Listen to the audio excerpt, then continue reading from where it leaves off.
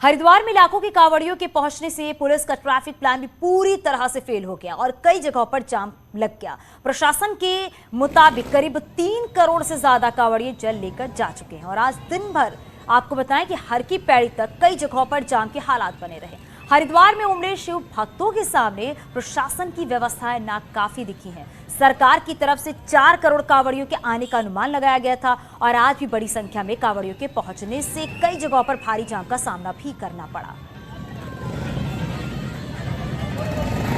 तो एक्सक्लूसिव तस्वीर आप देख रहे हैं कि लाखों की संख्या में कांवड़िए हरिद्वार पहुंचे और हर तरफ जाम की स्थिति देखने को मिली।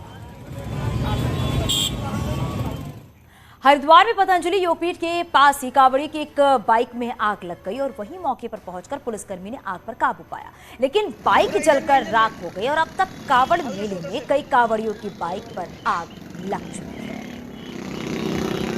तो ये तस्वीरें आप देख रहे हैं कि कांवड़ी की बाइक पर आग लगी। पुलिसकर्मी ने किसी तरह से आग पर काबू पाया। पतंजलि योगपीठ के पास जब बाइक में आग लगी तो आनन फानन में पुलिसकर्मी वहां पर पहुंचे और आग को बुझाया गया। 2 तस्वीरें आपके टीवी स्क्रीन पर हैं। पहली तस्वीर वो हम आपको दिखा रहे हैं जब बाइक में आग लगी, उसके बाद आग को बुझाया गया। दूसरी तस्वीर वो आप देख रहे हैं जब बाइक में जिस वक्त आग लगी थी पतंजलि योगपीठ के पास, उस वक्त की तस्वीरें भी आपके टीवी स्क्रीन पर है। कांवड़ यात्रा में पीएम मोदी और यूपी के सीएम योगी आदित्यनाथ का जलवा देखने को मिला है। यहां पहुंचे कई कांवड़िए भगवा रंग में मोदी योगी की प्रिंट की टी शर्ट पहने हुए नजर आए। पीएम मोदी और योगी की इस तरह की टी शर्टों की कांवड़ में काफी डिमांड है। लोगों का कहना है कि दोनों अच्छा काम कर रहे हैं और वहीं दुकानदारों का कहना है कि मोदी योगी की टी शर्ट की जितनी डिमांड है उतनी सप्लाई नहीं हो पा रही है।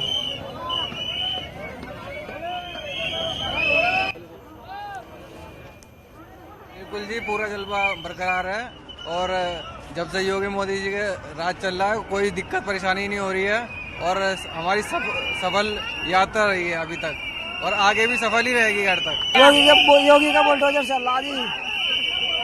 हाँ जी, योगी जी की टी शर्ट पहनी हुई है आपने। जी हाँ जी। तो क्या है, योगी मोदी का जलवा बरकरार है? हाँ जी, मान्यता बरकरार है जी। बहुत डिमांड चला, बहुत सारे पीस लाए थे, सारा पीस बिक गया। 550 पीस लाए थे, आज एक भी पीस बचा नहीं है, सारा पीस खत्म हो चुका है और भी मांग रहे लोग, लेकिन मान नहीं आ रहा, सारे रास्ते बंद है, क्या करें। मंगलवार यानी कि कल सावन की शिवरात्रि है और उससे पहले हरिद्वार में डाक कावड़ की धूम दिखाई दी है। डाक कावड़ के कड़े नियम और तय समय पर जल चढ़ाना डाक कावड़ का कड़ा नियम है। फिर इसके लिए चाहे शिव भक्त नंगे पांव दौड़े या पैदल जाए, सावन की शिवरात्रि के दिन हर हाल में शिवालयों में पहुंचना होता है। देश भर से डाक कांवड़ियों की टोली हरिद्वार में गंगा जल लेने पहुंची है। नियम के मुताबिक इनकी टोली में जिस भी भक्त ने डाक कांवड़ को अपने हाथ में थामा होता है उन्हें कोई दूसरा व्यक्ति नहीं छू सकता है, वरना पूरी टोली का संकल्प टूट जाता है। गंगा जल लिए दौड़ना इसलिए जरूरी है क्योंकि नियम समय पर भी शिवालय में जल चढ़ाकर पूजा करने की परंपरा होती है। डाक कावड़ एक स्टील का लंबा पात्र होता है जिसके पहले शुद्ध कर उसमें गंगा जल भरा जाता है।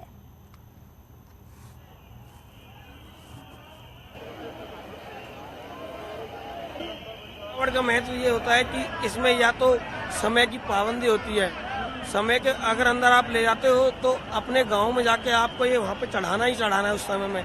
अगर इसका आप समय निश्चित नहीं करते हो तो भोले बाबा के ऊपर होता है कि आपको कब तक वो जल अभिषेक कराएंगे आपका।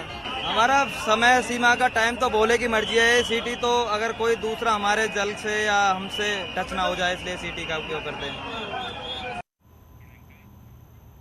कावड़ यात्रा और जल चढ़ाने को लेकर राज्य में सियासत भी हावी है। अधिकारियों को अपने निजी धार्मिक कार्यक्रम में बुलाने का आदेश हो या फिर आंगनबाड़ी वर्कर्स को शिवालय में जल चढ़ाने का आदेश, सियासी गलियारों में मामला इतना बढ़ा है कि रेखा आर्या को सफाई देने खुद आना पड़ा।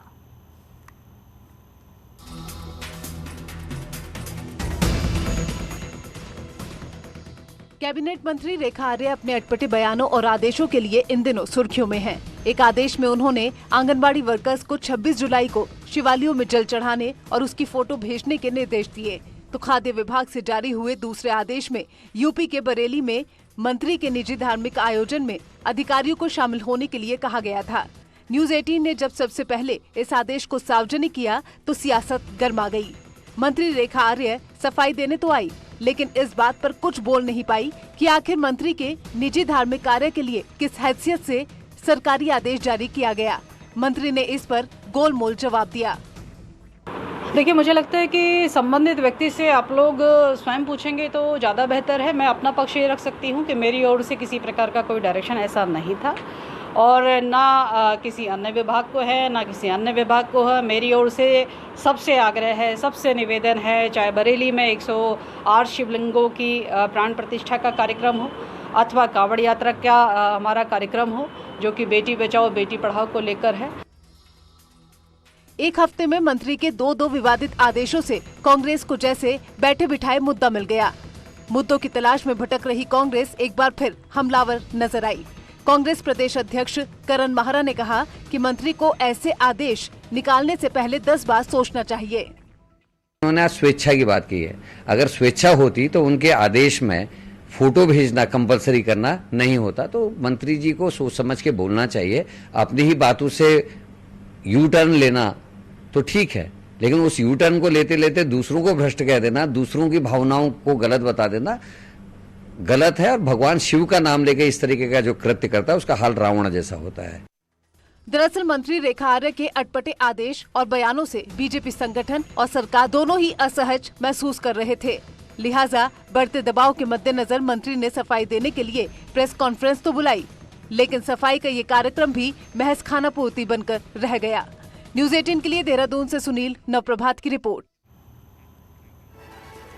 अब बात सीएम धामी के दिल्ली दौरे की करते हैं। तो दिल्ली में सीएम पुष्कर सिंह धामी ने केंद्रीय मंत्री नितिन गडकरी से मुलाकात की है। सड़क परिवहन मंत्री नितिन गडकरी के साथ राज्य के मुद्दों पर और राज्य की योजनाओं को लेकर बातचीत हुई है। सीएम दिल्ली के दौरे पर हैं और यहां कई लोगों से मुलाकात की है।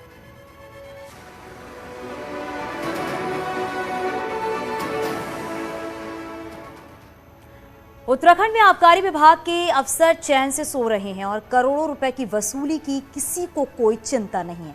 क्यों शराब कारोबारियों से पैसा नहीं वसूला जा रहा है और इसी को लेकर मंगलवार को विभाग की एक मीटिंग बुलाई गई है।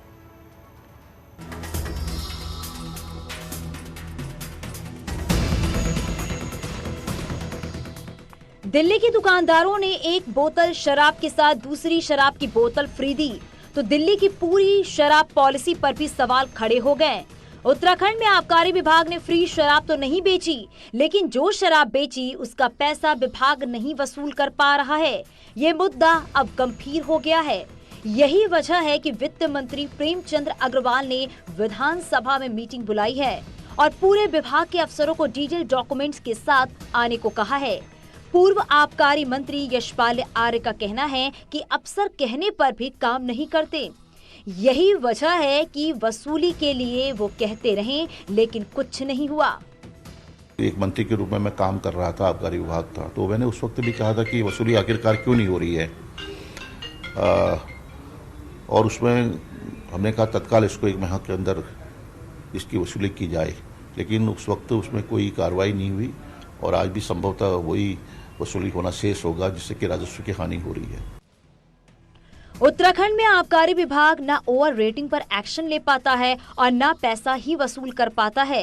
राजधानी देहरादून में जब विभाग का एक्शन नहीं दिखा तो डीएम को ओवर रेटिंग पर एक्शन लेना पड़ा। तो सवाल है कि आबकारी मुख्यालय में बैठे अफसरों का काम क्या है।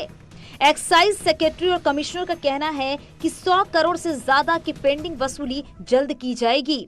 जिलाधिकारियों को हमारे द्वारा ये रिक्वेस्ट की गई है कि जितने भी रिकवरी सर्टिफिकेट पेंडिंग है विगत वर्षों के, उसमें त्वरित कार्रवाई सुनिश्चित की जाए ताकि समय रहते जो भी बकाया राजस्व है उसकी वसूली की जा सके। उत्तराखंड में शराब की बिक्री पर कोई रोक नहीं है और ओवर रेटिंग पर विभाग का कोई कंट्रोल नहीं दिखता। पर इतना सब होने के बावजूद क्यों करोड़ों रुपए वसूल नहीं हो पाते, ये सवाल मंगलवार को होने वाली मीटिंग का सबसे बड़ा मुद्दा होगा। दीपांकर भट्ट, न्यूज़ 18 देहरादून। नैनीताल में स्कूल से घर लौटी छात्रा ने फांसी लगाकर आत्महत्या कर ली।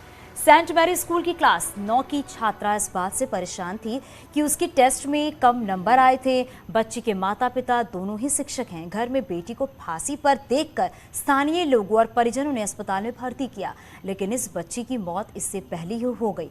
फिलहाल पुलिस ने शव को पोस्टमार्टम के लिए भेज दिया है। हाँ, जब उसके यहाँ पे परिजन उसे लेके आए तो वो यहाँ पे मृत अवस्था में थी और आगे की कार्रवाई के लिए पुलिस को हैंडल कर दिया गया है सारा मामला। यहाँ से पुलिस इंक्वायस्ट भेज दी गई है। माँ बाप ने भी इसको समझाया था, बेटा कोई बात नहीं, नंबर तो आते आते रहते हैं, पर इसको फिर भी कुछ डाउट था अपने दिमाग में, तो डिप्रेशन में थी लड़की। तो पता चला है कि उसी दौरान इसने अपने घर में जो है फांसी खा के आत्महत्या की है। देहरादून की चर्चित अनुपमा गुलाटी हत्याकांड के मामले में आजीवन की सजा काट रहे राजेश गुलाटी को हाईकोर्ट से फिलहाल राहत मिली है। दोषी राजेश गुलाटी को 12 साल बाद हाईकोर्ट से इलाज के लिए 45 दिनों की शॉर्ट टर्म बेल मिली है। आपको बता दें कि राजेश गुलाटी ने अपनी पत्नी अनुपमा गुलाटी की निर्मम हत्या 17 अक्टूबर 2010 को की थी और शव को छुपाने के लिए उसने शव के 72 टुकड़े कर फ्रिज में डाल दिया था। 12 दिसंबर 2010 को अनुपमा का भाई दिल्ली से देहरादून आया तो हत्या का खुलासा हुआ।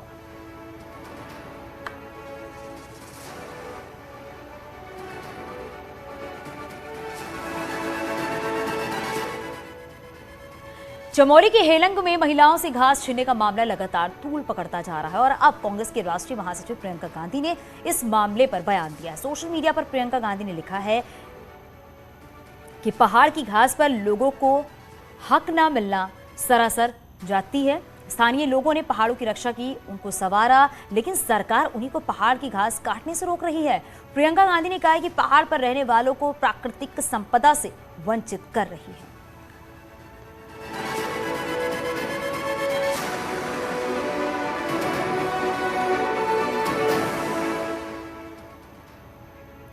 पंद्रह जुलाई को जोशीमठ के हेलंग में महिला के साथ हुई अभद्रता के मामले में स्थानीय लोगों के साथ कई सामाजिक संगठनों ने आंदोलन किया।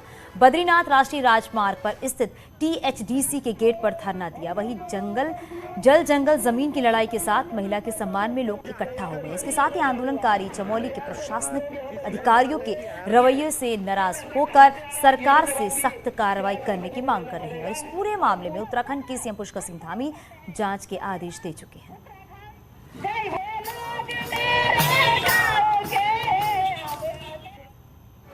सरकार के साथ ही बीजेपी संगठन ने भी हर घर तिरंगा अभियान को सफल बनाने के लिए कमर कस दी है। बीजेपी संगठन ने इसके लिए प्रदेश स्तर पर 5 लोगों की टीम गठित करने के साथ ही 12 लाख तिरंगा झंडों का ऑर्डर दिया है और ये झंडे रियल लागत पर पार्टी पदाधिकारियों और कार्यकर्ताओं को दिए जाएंगे। सभी लोग 17 अगस्त को अपने घरों पर तिरंगा फहराएंगे और इसके लिए बीजेपी 9 अगस्त से 13 अगस्त तक रैलियां निकालकर जागरूकता कार्यक्रम चलाएगी। और साथ ही साथ पूरे प्रदेश के अंदर 30 तारीख तक हम जगह जगह तिरंगा पहुंचाएंगे और उसके पश्चात 1 तारीख से लेकर के 9 तारीख तक बूथ तक तिरंगा पहुंचाने की व्यवस्था करेंगे। 9 तारीख से लेकर के 13 तारीख तक जनता को अवेयर करेंगे। उत्तराखंड अधीनस्थ सेवा चयन आयोग के भर्ती एग्जाम में पेपर लीक के खुलासे के बाद अब पिछले कुछ समय में हुए दूसरे एग्जाम की जांच की मांग उठने लगी है। रविवार को एसटीएफ ने 2021 में हुए एग्जाम के पेपर लीक करने के मामले में 6 लोगों को गिरफ्तार किया है। 2021 में हुई ग्रेजुएट लेवल की भर्ती परीक्षा में 1,60,000 युवाओं ने किस्मत आजमाई थी, लेकिन इस एग्जाम पर शुरू से ही सवाल उठे और आखिरकार पेपर लीक का खुलासा हुआ। एसटीएफ ने चेताया है कि जो भी नकल करके एग्जाम में पास हुआ है वो खुद सामने आ जाए। वहीं बेरोजगार संघ के तेवर भी तीखे हैं। संघ पिछले सालों में हुए एग्जाम्स में भी जांच चाहता है और ये व्यवस्था हमेशा के लिए सुधरेगी, सुधारनी पड़ेगी, इसमें बदलाव लाना पड़ेगा। वो चाहे आप आयोग के खिलाफ जांच बिठाइए, आयोग का पूरा वहाँ के अधिकारियों को बदला जाए, इस प्रकार की जो भी आपको प्रक्रिया करनी है करिए, परंतु ये नौबत दोबारा उत्तराखंड में नहीं आनी चाहिए। 6 लोग से जो पूछताछ हुई है उसमें काफ़ी सारी चीज़ें हमें सुराग भी लगे, उसको वेरीफाई किया जा रहा है। तो एक काम ये चल रहा है इसमें। साथ ही साथ ऐसे छात्र भी हैं क्योंकि जब पेपर आउट हुआ है या लीक हुआ है तो कहीं ना कहीं उसके लाभार्थी भी हैं। वो लाभार्थी कुछ छात्री हैं जिसमें कुछ के नाम हमें पता चल चुके हैं, कुछ की जानकारी की जा रही है। 2015 में गठित हुए उत्तराखंड अधीनस्थ सेवा चयन ने अभी तक करीब 90 भर्ती परीक्षाएं करवाई हैं और ज्यादातर विवादों में रही हैं। 2016 में ग्राम विकास अधिकारी, 2017 में LT एग्जाम, 2018 में स्नातक परीक्षा भर्ती, 2018 में ही UPCL और पिटकुल में हुई टेक्निकल ग्रेड भर्तियां में नकल का आरोप लगा। इन सारे मामलों में मुकदमे दर्ज हुए हैं और जांच चल रही है। आयोग के सचिव संतोष बड़ोनी मानते हैं कि संगठित गिरोह की नजरें बेरोजगारों और एग्जाम्स पर लगी रहती हैं। नहीं, पेपर निरस्तीकरण का मसला तो काफ़ी जल्दबाजी वाला आपकी बात है, लेकिन ये जांच के बाद ही होगा। जैसा मैं कह चुका हूं कि हमने करीब 90 परीक्षाएं करी हैं और उनमें से लगभग 5 मामलों में हमने ही एफआईआर की है और अभी उनकी जांच रिपोर्ट आयोग को मिली नहीं है कि क्या इसमें हुआ है। राज्य में 2 भर्ती घोटाले बड़े चर्चित रहे। एक पटवारी भर्ती से जुड़ा था और दूसरा पुलिस में दरोगाओं की भर्ती से। दोनों ही मामलों में बड़े अधिकारी भी एक्शन की जद में आए। अब अधीनस्थ चयन आयोग की भर्ती ने एक बार फिर से बेरोजगारों के पुराने जख्म कुरेद दिए हैं। देहरादून से न्यूज 18 के लिए सत्येंद्र बर्थवाल की रिपोर्ट। उत्तरकाशी जिले में भारी बारिश के चलते गंगोत्री राष्ट्रीय राजमार्ग करीब 12 घंटे बाद खुल गया है। रोड थेरांग स्वारी घाट के पास मलबा आने से बंद हो गया था, जिससे सैकड़ों कांवड़िए और यात्री फंसे रहे। रविवार की रात से ही उत्तरकाशी में रुक रुक कर बारिश हो रही है। जिले की 15 रोड मलबा आने से बंद हो गई है। वहीं गंगोत्री हाईवे भी 12 घंटे मार्ग बंद होने की सूचना पर बीआरओ की टीम जेसीबी मशीन के साथ पहुंची है और हाईवे को बहाल करने में जुटी हुई है, जिसके बाद भारी मात्रा में आए चट्टानी मलबे को हटाया जा सका।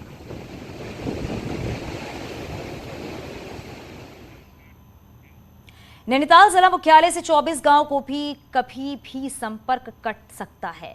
पंगूट, सौट, बगड़, महारोड़ा को जोड़ने वाली सड़क में 75 स्थानों पर धंसाव शुरू हो गया है। सड़क में दरारें आ गई हैं। कई स्थानों पर तो पिछली बार की टूटी सड़क का काम भी अधूरा ही है। नैनीताल में पंगूट की सड़कों पर दरारें पड़ी हैं, जिससे कि कभी भी आवाजाही ठप हो सकती है। पंगूट नैनीताल सड़क नैनीताल में सब्जी आपूर्ति के साथ साथ टूरिज्म के लिए भी काफी महत्वपूर्ण है, जिसमें कई लोग फंस सकते हैं। करीब 22-23 गाँवों को ये जो सड़क जोड़ती है और इसकी स्थिति ऐसी हो रही है कि सर 10 साल से सरकार बने हुए, मतलब 7-8 साल सरकार को बने हो गए हैं, तो इसकी इतनी दयनीय स्थिति हमने कभी नहीं देखी। और सड़क की स्थिति इतनी जर्जर है कि उस विभाग के अधिशासी अभियंता अपने पत्र में जिलाधिकारी को लिखते हैं कि ये मार्ग चलने लायक नहीं है, इसमें कभी भी कोई गंभीर दुर्घटना हो सकती है। हिमालय में जलवायु परिवर्तन का असर हर तरफ देखने को मिल रहा है। जीबी पंत हिमालय पर्यावरण संस्थान की रिसर्च बताती है कि तापमान बढ़ने से हिमालय बेल्ट में ट्री लाइन भी ऊपरी इलाकों को खिसका रही है। बीते कुछ सालों में ग्लोबल वार्मिंग का असर देश और दुनिया के हर हिस्से में दिखा है। यही वजह है कि कड़कड़ाती ठंड के साथ ही जान लेती गर्मी और भारी बरसात हर साल तांडव मचा रही है। हिमालय पर्यावरण संस्थान की ताजा रिसर्च से पता चला है कि हिमालय में पर्यावरण खासा प्रभावित हुआ है। संस्थान ने तुंगनाथ में 3200 से 3700 मीटर की ऊंचाई पर यह स्टडी की है। 5 सालों की स्टडी में पाया गया कि ट्री बेल्ट हर साल लगभग 1.5 मीटर ऊपरी इलाकों को खिसक रही है। उसमें भी ये जो हमारा पश्चिमी हिमालय क्षेत्र है, ये जलवायु परिवर्तन के मद्देनजर काफी संवेदनशील है। ये ऐसा शोधों में काफी प्रमाणित हो चुका है। तो जो यहाँ पर जो हमारे हिमालय के गर्म होने की रफ्तार है, मतलब जो वायुमंडलीय तापमान की रफ्तार है, वो और जगहों के अपेक्षा थोड़ा ज्यादा है पश्चिमी हिमालय में। पर्यावरण में हो रहे इस बदलाव का सबसे अधिक प्रभाव पश्चिमी हिमालय पर पड़ रहा है। यही वजह है कि बीते 20 सालों में पश्चिमी हिमालय में हर साल 0.11 डिग्री तापमान का इजाफा हुआ है। लगातार बढ़ रहे तापमान का असर सबसे अधिक पेड़ पौधों पर पड़ रहा है। संस्थान ने 5 सालों तक सफेद बुरांश पर रिसर्च की, जिससे साबित हो रहा है कि हर साल ट्री लाइन बढ़ रही है। हमने भी ये सफेद बुरांश पर 5 साल तक हमने लगातार इस पे शोध किया, तो हमने ये पाया कि जो करीब 3242 मीटर पर ये सफेद बुरांश की जो पंक्ति थी, उसकी जो ट्री लाइन थी, और जो कि 500 मीटर ऊपर तक तुंगनाथ मंदिर से ऊपर तक चली गई है। ग्लेशियरों के आसपास किसी भी प्रकार के पेड़ पौधे नहीं होते, लेकिन रिसर्च में जो नतीजे सामने आए उससे साफ है कि बर्फ की चादर साल दर साल कम हो रही है। ऐसे में जरूरी है कि हिमालय को बचाने के लिए गंभीर प्रयास तत्काल शुरू किए जाएं। न्यूज 18 के लिए अल्मोड़ा से किशन जोशी के साथ पिथौरागढ़ से विजय वर्धन उप्रेती की रिपोर्ट।